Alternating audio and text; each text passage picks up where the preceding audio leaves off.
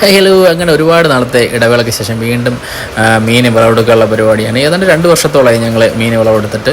ഇത് 2020 സുഭിക്ഷ കേരള പദ്ധതി പ്രകാരം ആ കൊറോണ ടൈമിൽ ഞങ്ങൾ 2 കുളമെടുക്കുകയും ഞങ്ങൾ മീനിടുകയും കുളത്തിൻ്റെ അവസ്ഥ ഇപ്പോൾ കണ്ടില്ല, മൊത്തം പൊളിഞ്ഞിടക്കുക.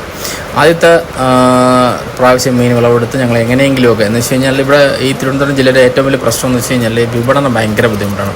അതുകൊണ്ട് തന്നെ ഞങ്ങൾ എങ്ങനെയൊക്കെയോ ഹോം ഡെലിവറിയൊക്കെ ചെയ്ത് നമ്മൾ സെയിൽ ചെയ്ത് 2ാമത്തെ പ്രാവശ്യം കുഞ്ഞിട്ടിട്ട് ആളുകളില്ല, വാങ്ങിക്കാൻ ആരുമില്ല എന്നുള്ളതാണ് വേറെ സത്യാവസ്ഥ. നമ്മൾ കൃഷിഭവനുമായിട്ടൊക്കെ ബന്ധപ്പെട്ടപ്പോൾ അവർക്ക് ഒന്നും അറിയില്ല, അവരുടെ ഭാഗത്തു നിന്ന് യാതൊരുവിധ സപ്പോർട്ടും ഞങ്ങൾക്ക് കിട്ടിയിട്ടില്ലെന്നാണ് വേറെ അവസ്ഥ.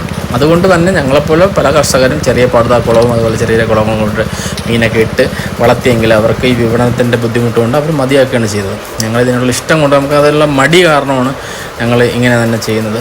ഇപ്പോഴത്തെ തീറ്റ വിലയും കാര്യങ്ങളൊക്കെ നോക്കുകയാണെങ്കിൽ നമുക്കൊരു കിലോയ്ക്ക് 300 രൂപയ്ക്ക് കൊടുത്താൽ പോലും മുതലാകില്ല. പക്ഷേ നമ്മൾ വളരെ വില കുറവിലാണ് ഞങ്ങളുടെ